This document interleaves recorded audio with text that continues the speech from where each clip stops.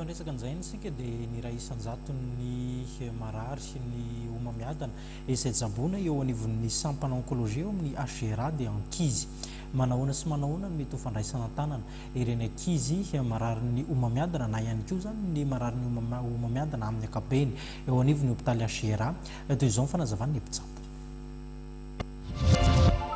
Ny homamiadana mahazo ny ankizy raha ny eto amintsika aloha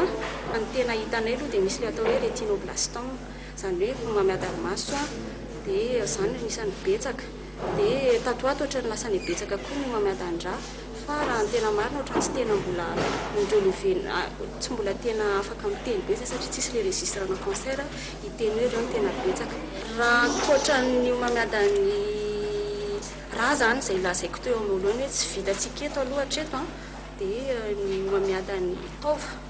na ataonay hoe amin'ny fiteny mahazatra amin'ny teny frantsay moa zany tena mora hitenena anazy dia ny tumeur solide ny zazakely somary moramora tsabana ihany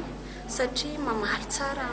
betsaka mamaly tsara amin'ny chimio aloha zany fa ny olana ary ny zavatra andreo markenay dia ny zazakely dia mahantra be daholo ny ankabeaza le olona tonga hitanay dia ny ankabeazany tsy manana moyen hividanana le fanafody lafo be izay no tena antony hoe anisan'ny mahatonga an'le hoe tsy dia tena tonga hatrany amin'ny faran'le fitsaboana le zaza.